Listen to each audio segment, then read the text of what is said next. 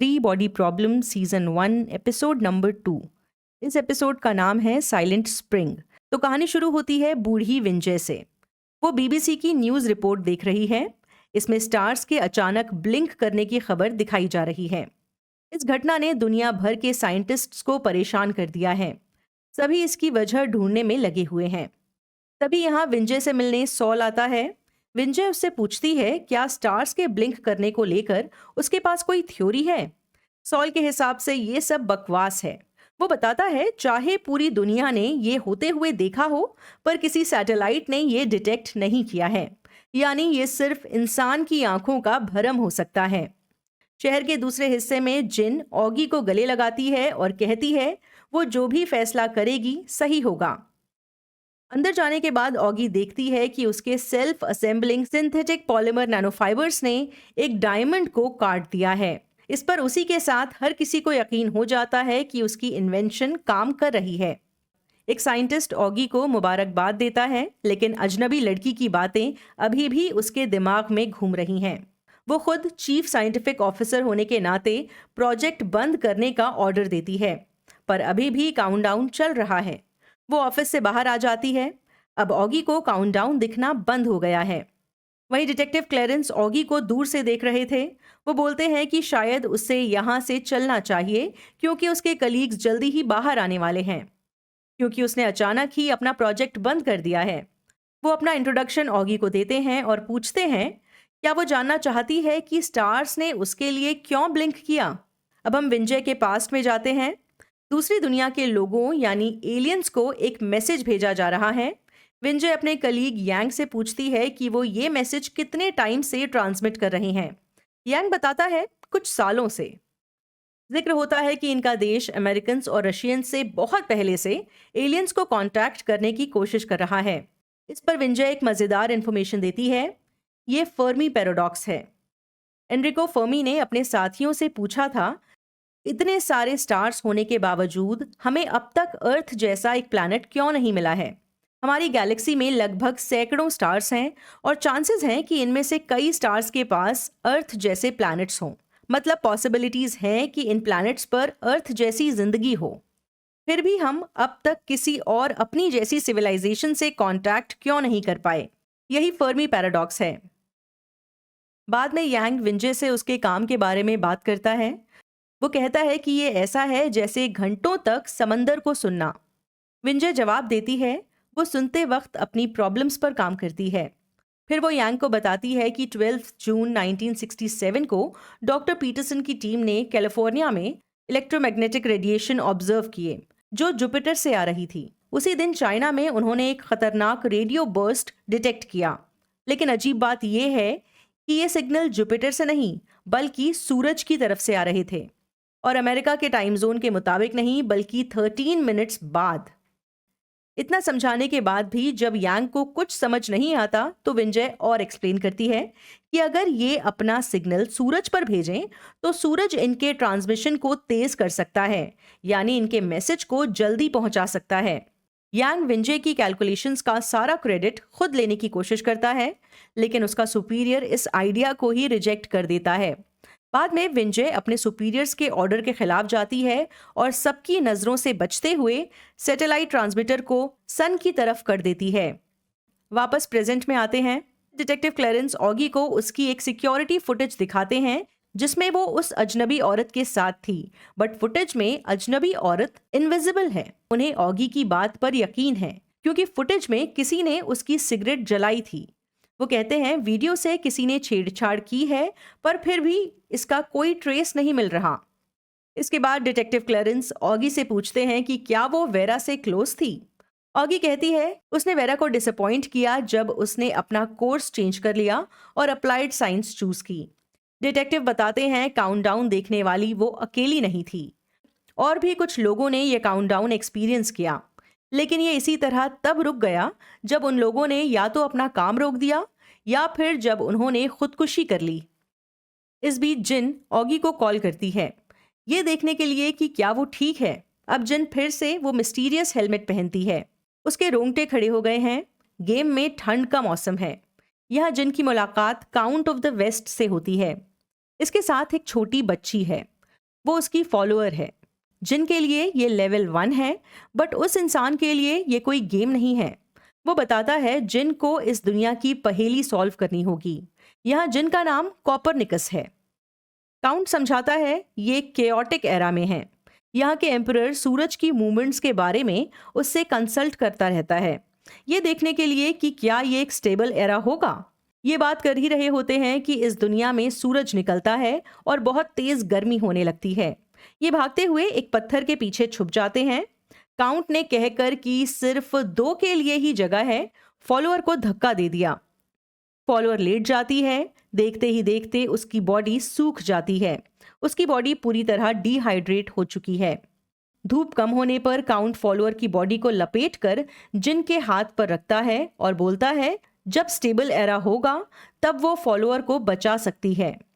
Count emperor से मिलने आगे बढ़ जाता है और जिन अपना हेलमेट उतारती है। उधर सॉल बार में कुछ लड़कियों से स्टार्स के बारे में बात कर रहा है। सॉल के पास ऑगी का फोन आता है, बट वो बिजी है। दूसरी तरफ जिन जैक को हेलमेट दिखाती है और समझाती है कि उस गेम वाली दुनिया में सब कुछ रियल फील होता है। जैक हेलमेट पहनता है और उस दुनिया में पहुंच जाता है। रेत का स्वाद चखता है, उसे वो बहुत रियल लग रही है। लेकिन आगे बढ़ने से पहले एक औरत आती है और उस पर तलवार से वार करती है, ये कहकर कि उसे किसी ने यहाँ इनवाइट नहीं किया है। वो हेलमेट उतारता है और बिना रुके दोबारा हेलमेट पहनता है। उसके साथ फिर वही होता है, यानी उसे उस दुनिया में नहीं बुलाया गया। इन पर नजर रखी जा रही है और इनकी सारी बातें डिटेक्टिव क्लेरेंस सुन रहे हैं। सुबह हो गई है। ऑगी बाहर जा रही है। वो देखती है सॉल उसके घर के बाहर वेट कर रहा था। सॉल ऑगी से रात भर गायब रहने के लिए माफी मांगता है। वहीं ऑगी किसी और बात पर ही डिस्टर्ब्ड है। उसे लग रहा है कि कंपनी का बोर्ड उसे काम से निकाल देगा क्योंकि उसने प्रोजेक्ट बंद कर दिया। उधर डिटेक्टिव क्लेरेंस अपनी बीवी की खबर पर आए हैं। तभी यहाँ वही अजनबी औरत आती है जिससे ऑगी मिली थी। वो उससे उसकी बीवी की मौत के बारे में पूछती है। वो बताते हैं कि उसकी पत्नी की मौत कैंसर से हुई। फिर वो अपने डैड के बारे में बताती है कि उसके डैड को सर पर गोली लगी थी, जो शायद आसान मौत थी। ये जिस कब्र के पास खड़ी है वो एडिथ मार्श की है, जो 1905 में पैदा हुई और 1909 में मरी। उसी रात जैक अपने घर पहुंचता है और यहाँ एक मिस्टीरियस पैकेज है। इसमें वही गेम वाला हेलमेट है, वैसा ही जैसा जिन के पास है। बॉक्स के अंदर एक कार्ड है, उसे खेलने के लिए इनवाइट किया गया है। सो इस बार जब वो इस दुनिया में जाता है, फॉलोअर और सर थॉमस मोर उसका वेलकम करते हैं। जैक फौरन सर थॉमस मोर को 2 बार घूंसा मारता है। वहीं विल क्लासरूम में पढ़ा रहा है कि अगर मेनी वर्ल्ड्स थ्योरी सच है तो इसका मतलब ये हुआ मल्टीवर्स में इनके जैसे बहुत सारे लोग हो सकते हैं और हम सबकी बॉडीज का एक एग्जैक्ट कार्बन कॉपी कहीं और एग्जिस्ट करता है। उसमें हमारी बॉडी जैसे ही सेम क्वांटम प्रोसेस चल रहे हैं। तो सोचो कि हमारे सारे थॉट्स और फीलिंग्स एक साथ बहुत सी और जगहों में हैं, और वो भी इन्फिनिट बार। इस थ्योरी में अगर एक दुनिया में किसी की कॉन्शियसनेस खत्म हो जाती है तो वो दूसरी दुनिया में और कई और वर्ल्ड्स में एग्जिस्ट कर सकता है। बाद में विल हॉस्पिटल जाता है। यहाँ डॉक्टर उसे बताता है कि उसे स्टेज 4 पैनक्रियाटिक कैंसर है। इसके बाद विल जैक को बताता है कि उसके पास जीने के लिए सिर्फ 2 महीने बचे हैं। उधर जिन गेम में वापस आ गई है। वो महल में जाती है। यहाँ काउंट एम्परर को सलाह दे रहे हैं कि 8 दिनों बाद केओटिक एरा खत्म हो जाएगा और ये स्टेबल एरा में कदम रखेंगे। जिन जमीन पर हाथ रखती है और 8 दिन फास्ट फॉरवर्ड हो जाते हैं, यानी अब वो स्टेबल एरा आ गया है। एम्परर ऑर्डर देते हैं सब लोगों को पानी में डाल दिया जाए। ऑर्डर को फॉलो करते हुए उनके सोल्जर्स सभी बॉडीज को पानी में डाल देते हैं। जिन भी फॉलोअर की बॉडी को पानी में डालती है, ये सभी जिंदा हो गए हैं। फॉलोअर पानी से बाहर आती है। जिन फौरन उसे गले लगा लेती है। सब लोग सेलिब्रेट करने लगते हैं, लेकिन जिन को सन यानी सूरज के साथ कुछ गड़बड़ लग रही है। एक तेज हवा चलती है और जिन की कोशिशों के बावजूद फॉलोअर जम जाती है और उसके जिस्म के टुकड़े टुकड़े हो जाते हैं। बाद में वही औरत जिसने जैक को तलवार से मारा था, जिनको समझाती है कि सिविलाइजेशन नंबर 137 एक्सट्रीम कोल्ड की वजह से खत्म हो गई है। जिन उन्हें बचा नहीं पाई। फिर भी उसने साइंस को स्पिरिचुअलिटी से बेहतर साबित किया है। मतलब ये कि जिन को साइंस पर ज्यादा भरोसा है। वो औरत जिन को समझाती है।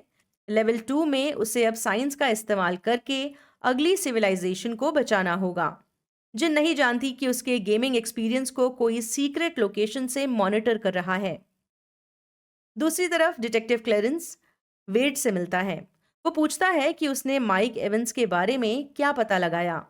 डिटेक्टिव बताता है माइक ऐसे लोगों को पैसे भेज रहा है जो एंटी वैक्स प्रोपेगेंडा और 5G कॉन्स्पिरेसी थ्योरीज को बढ़ावा दे रहे हैं। वो एंटी साइंस पॉलिटिशियंस को सपोर्ट कर रहा है।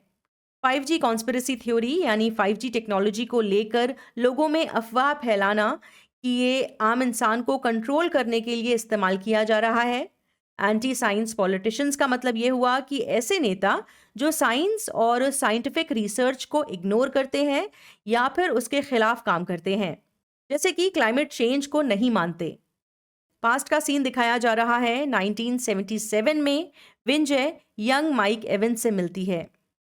उससे पूछा जाता है कि वो यहाँ क्या कर रहा है। माइक बताता है कि वो जिंदगियां बचाने की कोशिश कर रहा है। विंजय को लगता है कि माइक इंसानों की बात कर रहा है, लेकिन असल में माइक बर्ड्स को बचाने की कोशिश कर रहा है। ये नॉर्थ वेस्टर्न ब्राउन स्वॉलो की सब स्पीशीज हैं। माइक विंजय से कहता है हर साल 10,000 स्पीशीज इंसानों के लालच की वजह से एक्सटिंक्ट हो जाती हैं। पता चलता है कि इस जगह पर रेडियो लेबोरेटरी बनाई जाएगी। बाद में विंजय टैंग होंगजिंग से मिलने आई है। वो यहाँ मजदूरी कर रही है। ये किसी जमाने में रेड गार्ड मेंबर थी और इसी ने विंजय के डैड की जान ली थी। होंगजिंग का अब एक हाथ नहीं है। वो विंजय को कहती है कि ये एक नया एरा है और पास्ट खत्म हो चुका है। लेकिन विंजय बोलती है कि पास्ट अभी खत्म नहीं हुआ। होंगजिंग पूछती है विंजय क्या चाहती है, कि उसने जो किया वो उसके लिए माफी मांगे। रात में विंजय को एक मैसेज मिलता है। वो उस मैसेज को डिकोड करती है। मैसेज में लिखा है जवाब मत देना। ये 3 बार रिपीट होता है। आगे लिखा है कि विंजय को खुद को लकी समझना चाहिए कि एक पैसिफिस्ट को उनका मैसेज मिला, यानी जवाब देने वाला लड़ाई झगड़े और हिंसा के खिलाफ है। लेकिन उसके प्लैनेट के बाकी लोग ऐसे नहीं हैं। इसीलिए जवाब में ये वार्निंग है कि जवाब मत देना, क्योंकि अगर वो जवाब देगी तो वो आएंगे और अर्थ पर कब्जा कर लेंगे।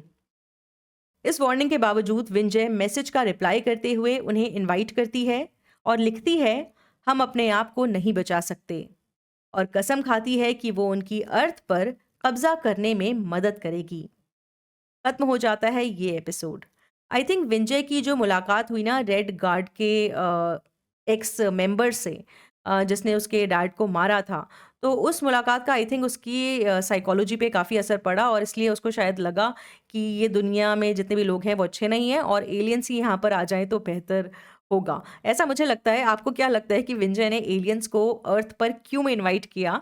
जो भी आपके विचार है ना उसे कमेंट सेक्शन में शेयर करिए और उस पर बातचीत करेंगे। ठीक है, बाय।